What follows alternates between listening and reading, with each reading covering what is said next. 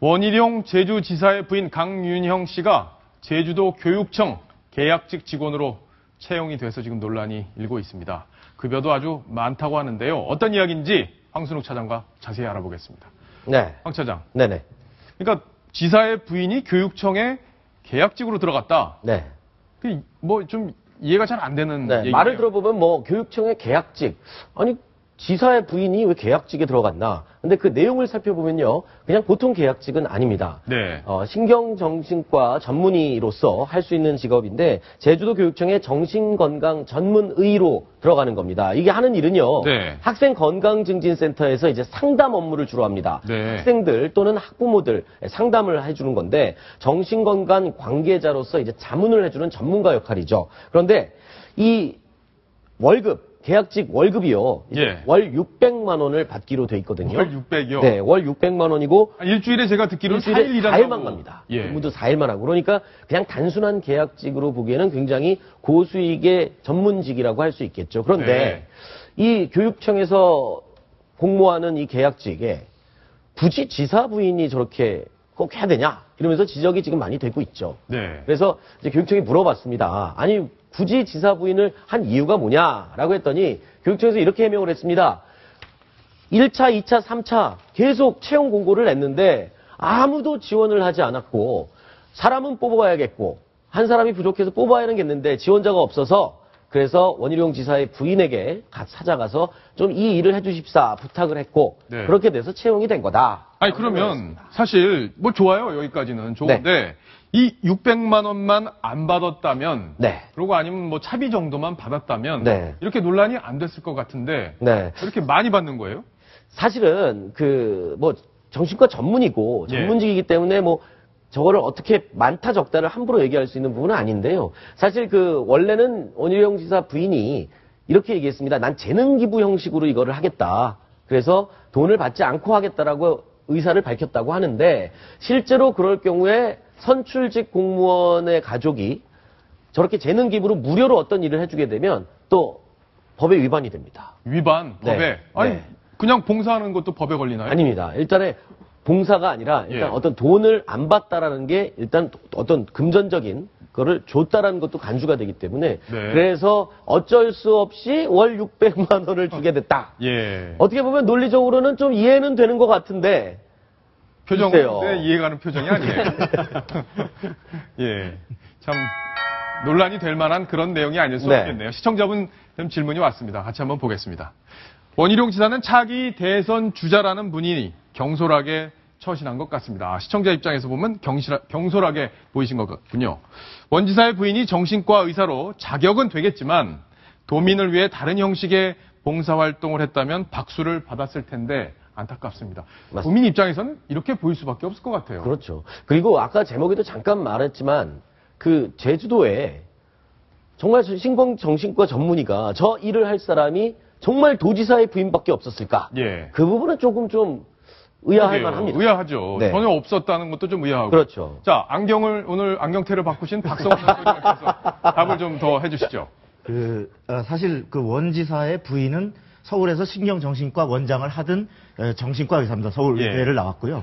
그런데 이제 여기 내려와서 지금 명분은 어떤 교육청에서 정말 필요한 이 자리에 사람을 채워야 되는데 안 채워지니 정말 전문가이신 이 원지사 부인을 쓰려고 하는데 자 여기서 나는 지사 부인이고 무료로 하겠다 그래서 사실은 그것도 신랑이 끝에 원래 거보다 상당히 깎아서 아까 책정된 게 월 600이라고 합니다. 그런데 저것을 무료로 만일에 해주게 되면 선거법상 기부행위 다시 말해서 돈만이 아니라 가진 재능을 어떤 돈 안 받고 막 나눠주는 이거 함부로 나눠주는 것도 선거법에 걸리기 때문에 본인은 그래서 어쩔 수 없이 했다라고 하는데 지극히 법대를 나온 원희룡 지사다운 어떤 형식 논리 아닌가. 그럴 수 있겠네요. 국민들은 지금 이렇게 복잡한 설명을 해야 되는 거면 이거 뭐가 좀 이상하네.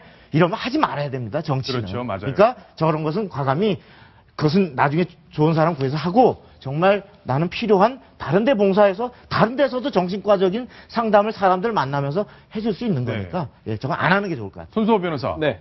아니, 지도자의 부인이 봉사를 하겠다는데 그게 법에 걸린다. 네. 그건 법이 좀 문제가 있는 거 아닙니까? 사실 그동안 선거 과정이 굉장히 혼탁했던 적이 있었기 때문에 예. 기부행위 금지를 엄격하게 규정해놓고 있습니다. 우리 법의 공직선거법에 따르면은 실제로 그 후보자 아니면 공직자 등등의 아니면 배우자까지 이번에 그 기부행위를 못하게 됐는데요.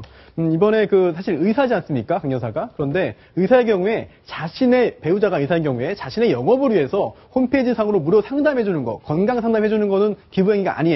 그런데 좀 전에 위원님께서 말씀하신 바와 같이 그 병원을 접고 지금 내려와 있거든요. 그렇다면 그 영업 활동으로서의 무료 상담을 할 수가 없는 상황이고요. 거기에 해당이 안 되겠고, 또한 한 가지 또 흥미로운 것은 결혼식 주례도 할 수 없습니다. 주례도. 네, 그것도 기부행위로 보이거든요. 다 규정이 돼 있거든요. 지역구 주민한테만 못하는 거 아닌가요? 네, 그렇죠. 예, 지역구 주민에게 결혼식 주례를 못하게 되는데, 그런 걸 볼 때 이번 경우에도 결국 법적으로 문제가 생길 소지가 있으니까 원희룡 지사가 이렇게 결국은 돈을 받기로 결정한 것 같은데, 국민 입장에서 볼 때는 글쎄요. 사실 법적으로 문제가 되냐 안 되냐보다 논란이 있냐 없냐가 더 와닿거든요. 그런 측면에서 본다면은 시청자 의견처럼 약간 경솔한 측면도 없지 않아 있는 것 같습니다. 예. 자, 손수호 변호사가 정리를 잘 해줬습니다. 황순욱 차장. 네. 사실 이 두 사람이 공부 잘하는 사람으로 제일 유명했었죠? 네네. 공부의 신 부부로 공부의 알려져 신 있어요. 부부. 예. 예. 이 두 사람 간단하게 좀 말씀을 드리면요. 서울대학교 82학번 동기입니다. 네. CC라고 하죠. 캠퍼스 커플. 네, CC라고 하는데 오랜만에 들어봅니다. 부인 강윤형 씨 같은 경우에는 전국 등수 10등이었습니다. 그리고 서울대 82학번 동기로 이제 들어갔고요. 네. 학교에서 만나 이제 둘이 연애를 했는데, 이제 또 원희룡 지사도 공부 잘하기로 유명했었죠. 이분이 1등 했네요. 네, 전국 1등이었습니다. 전국 1등과 전국 10등의 만남이었습니다. 그래서 사법고시를 하는 동안, 준비하는 동안 부인 강윤영 씨가 아주 극진한 뒷바라지를 했고, 사실을 패스하자마자 청혼을 해서 결혼을 했다. 그랬군요. 네, 이렇게 알려지고 있습니다. 예. 자, 공부를 어떻게 했는지 아마 많은 시청자분들도 궁금하실 텐데, 과거에 원희룡 지사가 직접 자신의 공부에 대해서 얘기한 적이 있어요. 네. 그 목소리 한번 들어보시겠습니다. 사실 저는 학력고사 하루 전날 너무나 긴장해서 악몽을 꿨습니다.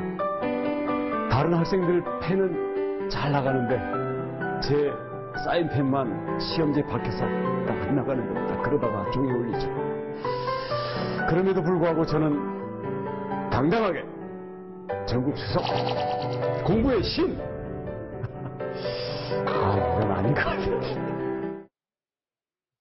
자기 입으로 공부의 신, 그러니까 아닌 것 같다. 굉장히 낯뜨거운 지금 음성이었는데, 네. 본인을 이제 공부의 신이라고 얘기를 했는데요. 사실 장학 퀴즈, 예전에 고등학생들 장학 퀴즈에서도 월간 장원까지 했었지 않습니까? 그런데 이런 말을 했습니다. 옛날에 원희룡 지사가 이제 학교 시절에 전국 1등 하고 나서 네. 어떻게 공부를 했냐 그랬더니, 우리 친구들이 가장 얄밉게 생각하는 말이죠. 네. 저는 교과서 위주로만 공부했습니다. 이렇게 말을 해서 정말 속을 뒤집어 놓는 얘기죠. 충격을 줬던 그 말. 예. 근데 사실은요, 이 말이 본인이 진짜 했던 말이 아니라 당시 교과부에서 듣고 싶었던 그 말을 이렇게 그랬구나. 말해라라고 메모를 써서 그대로 읽은 거라고 합니다. 네. 그러니까 이게 있습니까? 예. 교과서 위주로 글쎄요, 문제집도 많이 풀고 열심히 했겠죠. 네. 자, 이번 소식은 절대 교과서만 갖고 공부하지 않았을 것 같은 황순욱 차장과 정리를 해봤습니다.